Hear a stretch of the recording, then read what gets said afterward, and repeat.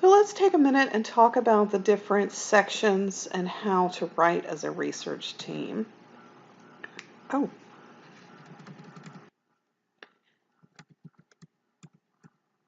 so let's take a minute and talk about the different sections to consider when you're writing as a research team. This is part 2 of a writing workshop.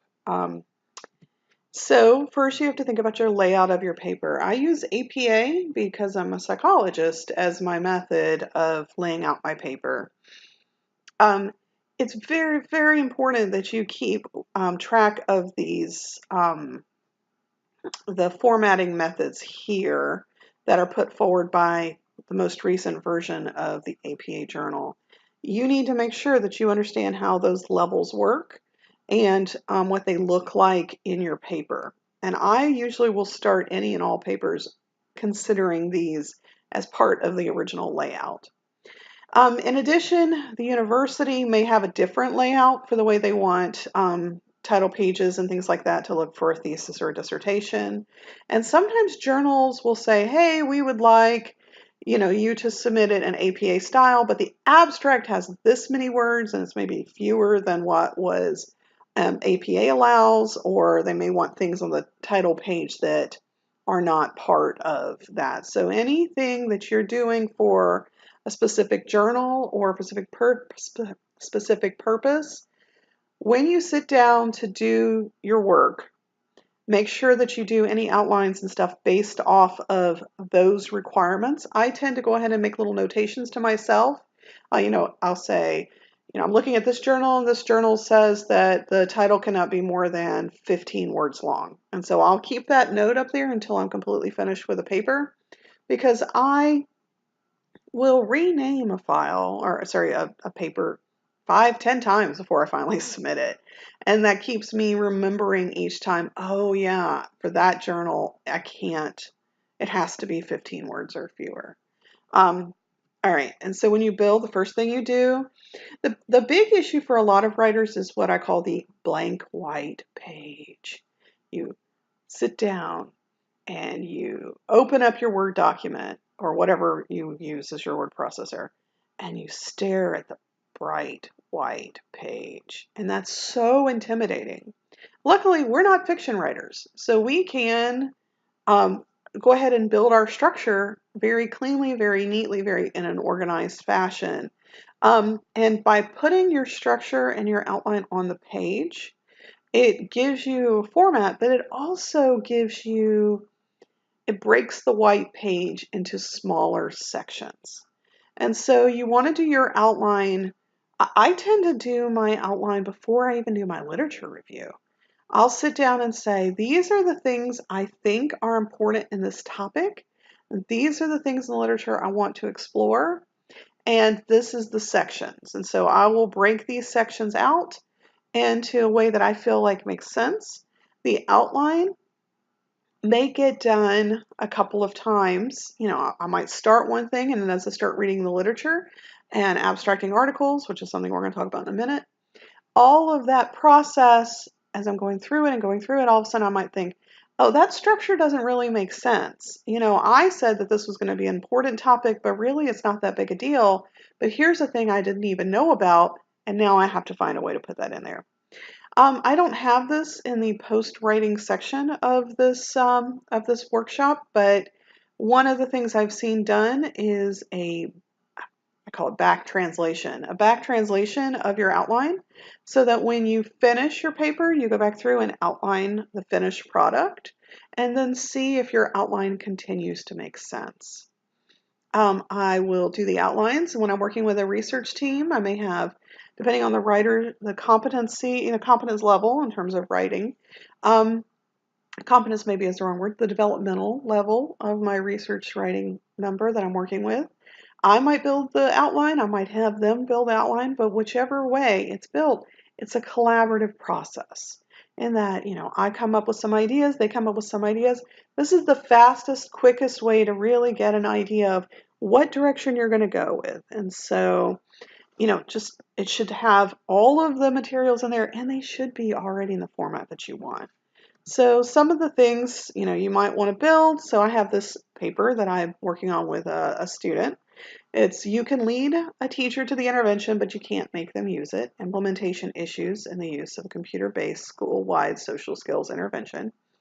All right, oddly enough, that title has already changed again, but this is what I have before you, so this is what we're going off of.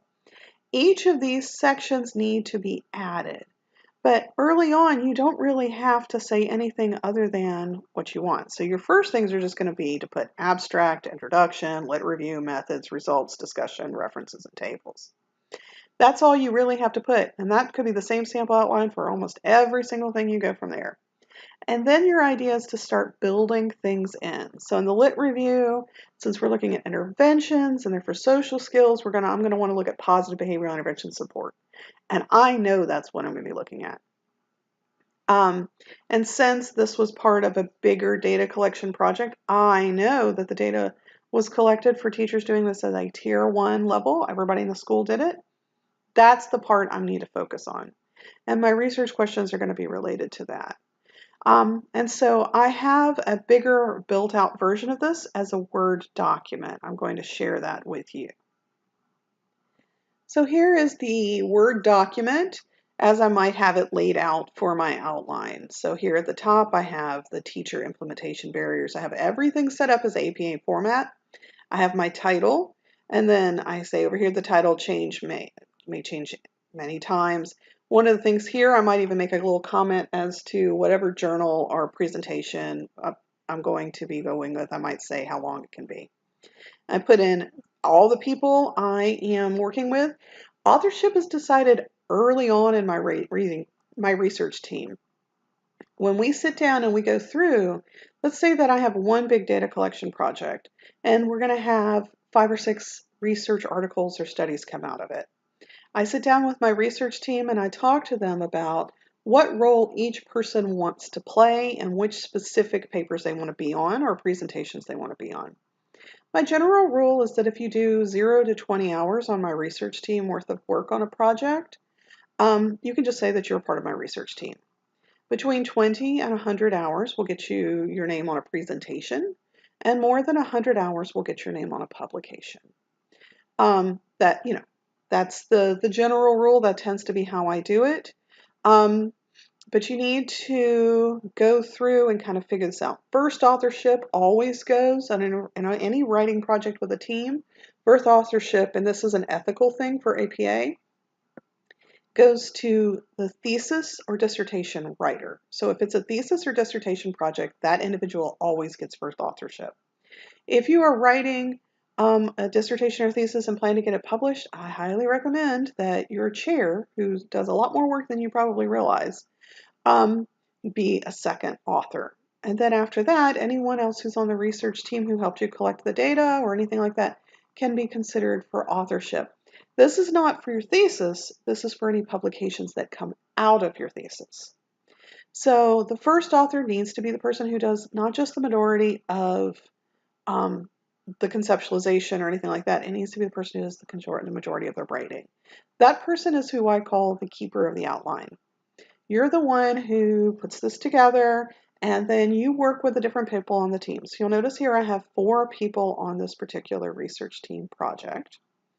And each of them, I may have them from Florida State, I might have them from other universities. And so we kick this document back and forth to each other. And there are these different things. The things that first authors are responsible for: the initial outline, the majority of the writing, the final edit, going through and making sure everything's clean and makes sense, and then the reference section verification. Before you submit any article, you always need to go through and make sure that all of your references are in AP format, that everything referenced is cited in the paper, and everything cited in the paper is referenced. And because you may put something in and then 4 iterations down the road, take it out, and you accidentally left the reference in the reference section. That needs to be done as a final go through. And then what goes in the title page may be different from place to place. Just make sure you follow those specific guidelines. I go ahead and put the abstract here. The abstract tends to be the very last thing that I put together. And then, I do not like that. That should be... Okay, fixing this as we go along. That should be over there. And then we kind of keep going. So then I put the title again, because this is the main header, and so it's bolded, etc., etc.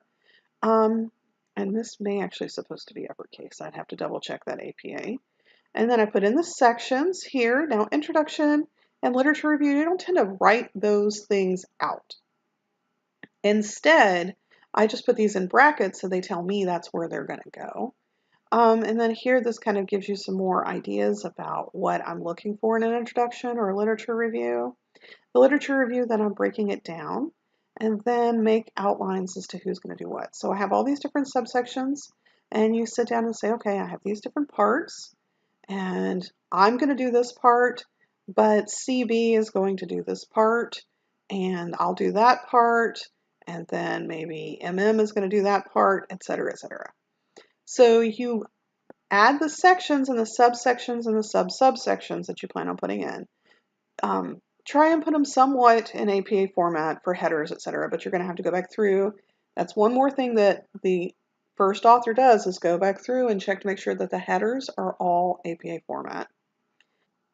The next step is going through your research questions, and you'll notice that the research questions are going ahead. I'm going to go ahead and put them in here. Again, sometimes the research questions come after the literature review, but in this case, this literature review is one that I've already am familiar with, and so I was able to go ahead and develop them. Does a teacher's experience delivering instruction as measured on a teacher rating scale differ based on a teacher's use of the intervention? So this right here tells you teacher's experience based on a measure of a rating scale. So I'm going to get some sort um, data that is continuous, and then based on teachers' use of the intervention. And in this case, the teachers' use of the intervention fell into 3 categories. They didn't use it. They didn't use it, and they said they used it, and then they said they didn't use it. And so you have those 3 different categories. And so you have categorical variables and you have continuous variables, and we're looking at differences. And the next is, does a teacher's rating of students' use in the classroom of computers as measured on teacher rating scale differ based on the teacher's use of the intervention? So that's exactly the same question. It's just that we've changed a different rating scale subscale from the teacher's experience to the student's use. And so again, we have 3 levels of the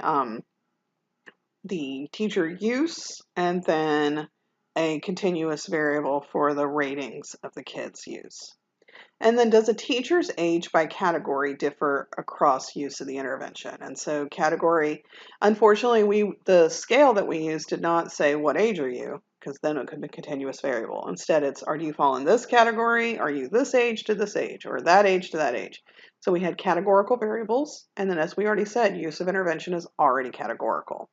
So again, we're looking at differences, but this time we're looking at differences of 2 sets of categorical variables. So we kind of go down, you have your subjects, you have your instrument. We've already talked about the instrument a little bit here, but you would want to make sure that you talk about reliability and validity and that kind of thing. Back-end data, this is the use of it. And this tells us, again, this whole idea of, did they use it, did they say they used it, which is in a survey, or did they use it or did they not use it at all? So that back-end data, you would want to talk about how I found that out. I was able to access the computer. The computer told me if they logged in or if any of their students logged in, and then I'm able to compare that and make that into those categories of use. And then my data analysis here should really just match what we just talked about. Descriptive statistics, blah, blah, blah. Using this data, teachers were sorted into 3 groups for their independent variables that we talked about, which is those uses. A MANOVA was run, and it looked across the 2 different subscales from the use it, and those were the subscales of delivering instruction and student use. And then in addition, to answer the 3rd question, a chi-squared analysis was run. So you should have not even need to see this. You could pretty much have predicted what was going to be run based off of the research questions above, but they are clearly linked. And then in the results section, you would list each of the 3 questions, question 1, question 2, and question 3, and kind of go through what the results were and what you found. And then again, we have the discussion section. I tend to do the discussion section last. However, as I'm going through the literature review, sometimes I'll find things in the literature review that I'll just sort of pop into the different things here and then integrate it later. So then this says that, and oftentimes it's the first author that works on that section. Your references, every single time you put something in, go ahead and put the reference in. There's no reason to go back and try and find them, etc. If you cite it, you put the reference in. And then if you have tables, and I don't have those in, if you know you're going to have tables, then go ahead and build the outline for the table. You know you're going to need to put the mean and standard deviation. It gives you a chance to kind of get that built and do that as early as you can.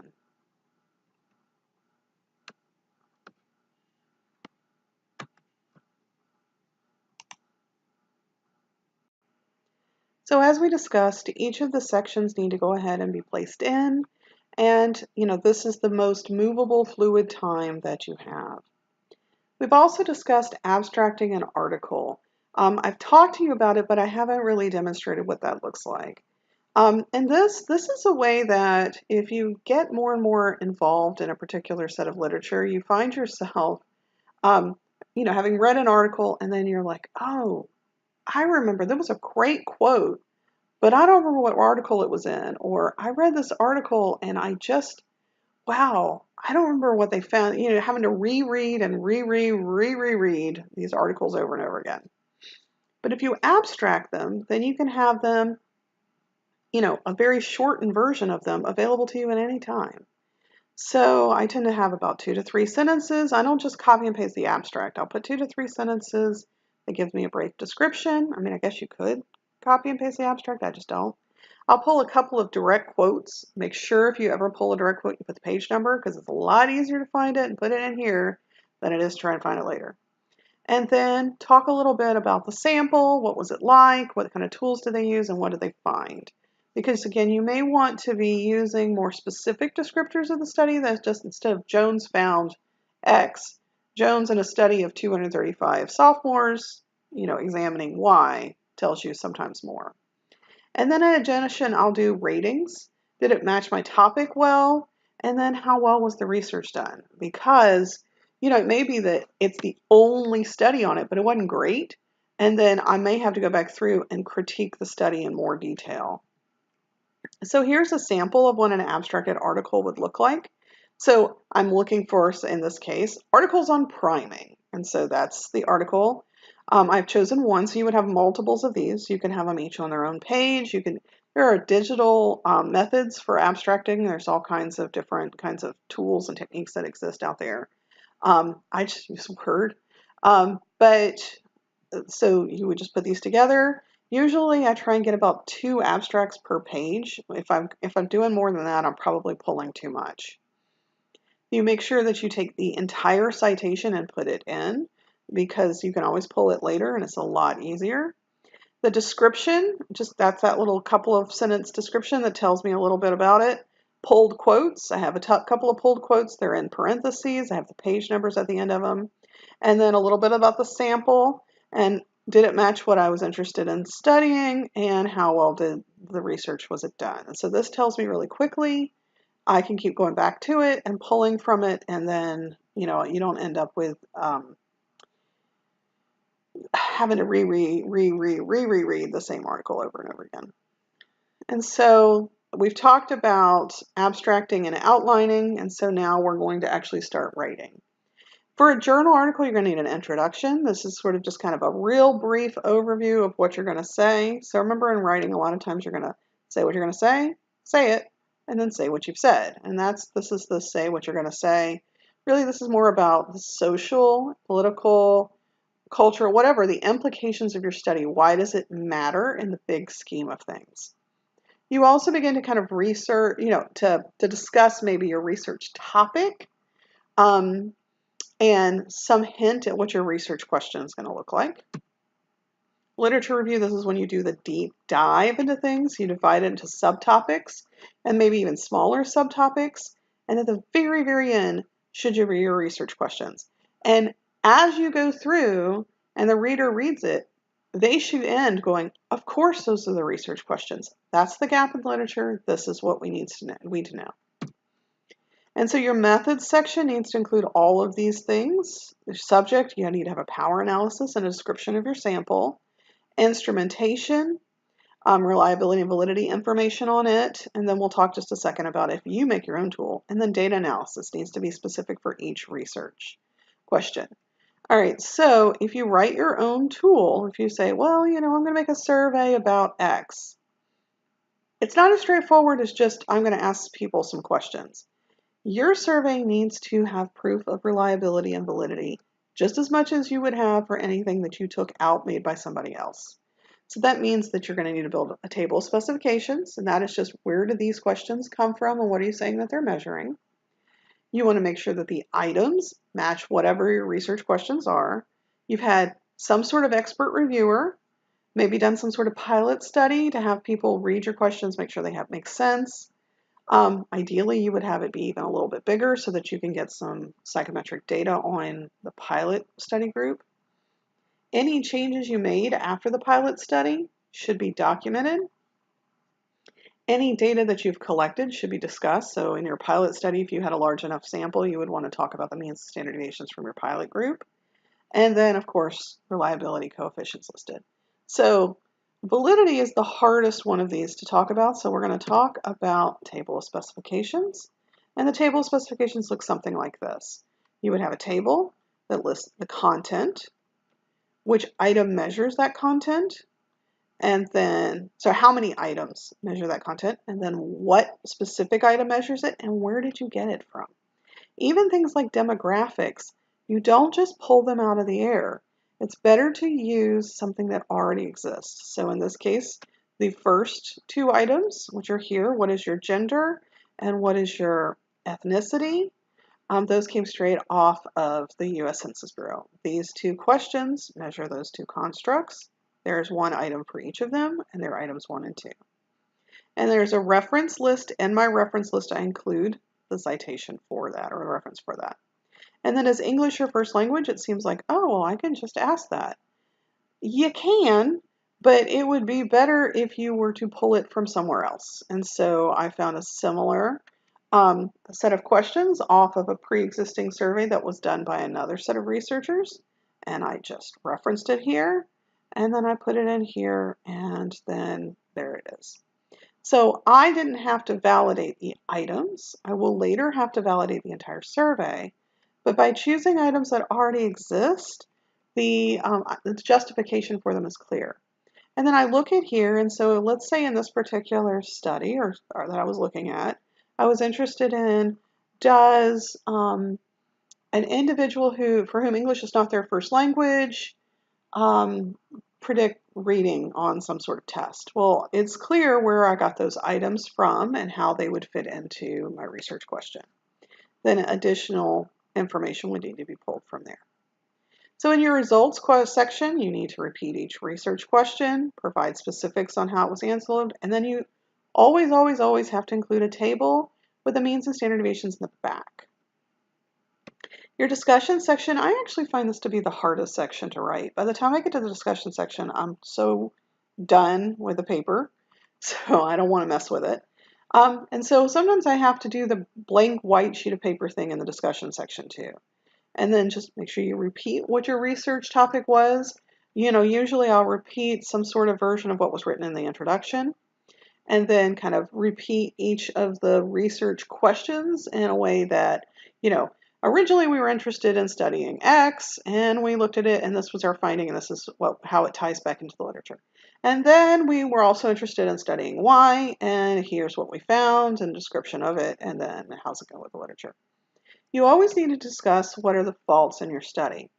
I just recently, and again, I'm still learning how to write. I had someone suggest that you put that, like the weaknesses in your study early on, so that you end with like positive note instead of ending with, and yeah, we're really happy with the study except for here's why it's terrible. That kind of leaves a sour taste in the reader's mouth, so you might end up putting something at the end, either by moving that earlier up in the discussion section or making sure that the very, very last thing you put is a call for future research. So I'm going to talk just briefly now about post writing, and post writing is the thing that you do after you've written your first draft. And, I have a whole bunch of quotes here from various people. And in fact, this is just six. I found probably 12 or 14 different people who had these quotes, which is writing is rewriting.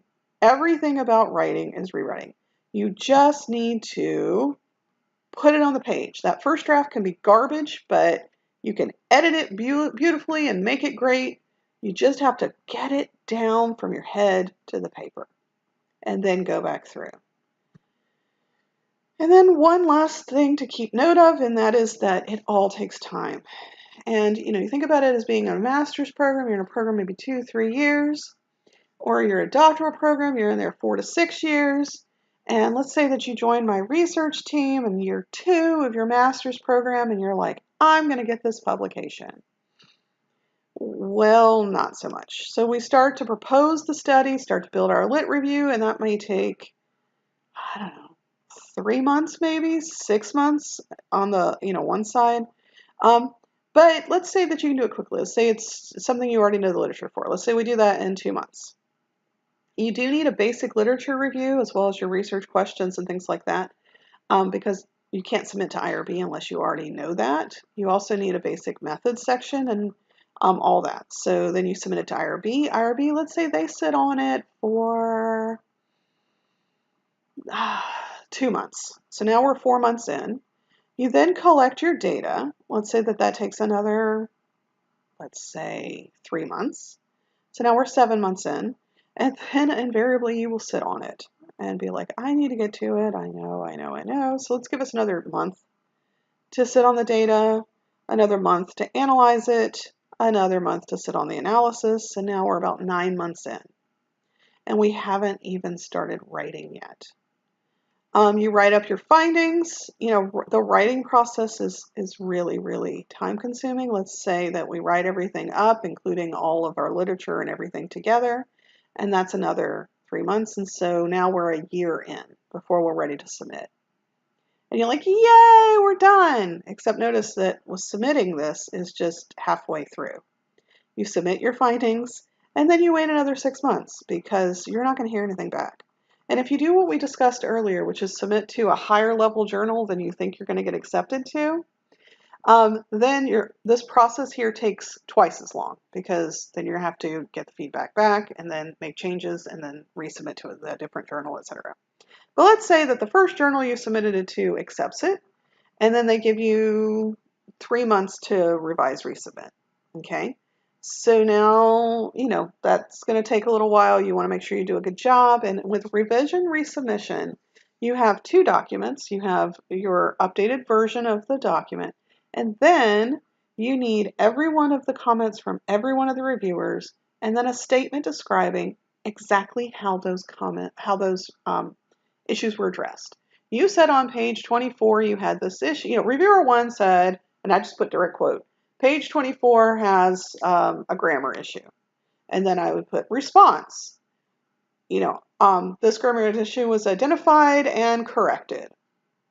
And just go through each and every single solitary response. So when you revise and resubmit it, you're not just building your revision document, your revised submission, you're also doing your responses to the reviewers. You're going to wait at least 3 more months. And so now we are a year and 9 months in. And then finally somebody says, yay, it's been accepted, and it's in press, and that might be another 6 months. So from start to finish, this is a 2-year process, if you're lucky. And you say, well, I could cut it out by not sitting on the data or sitting on the analysis or taking so long with the lit review.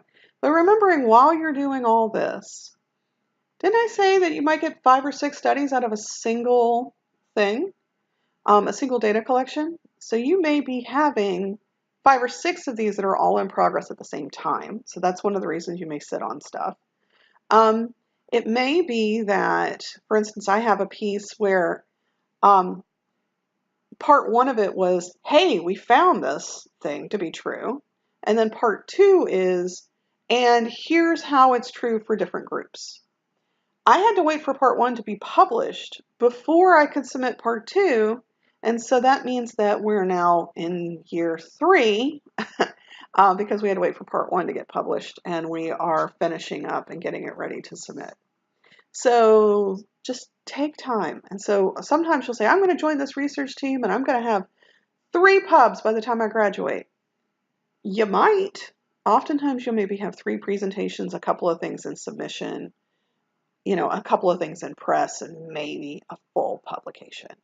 So just consider that and take time. So overall, this whole process is it's rewarding, it's enjoyable, and it takes time. And it takes some knocks to your ego. You're going to get feedback from reviewers or from your faculty members that are working with you or from other people that you look at that's going to make you feel like, oh, I don't even know how to write it all. And remember that this is a process you can learn and get better at.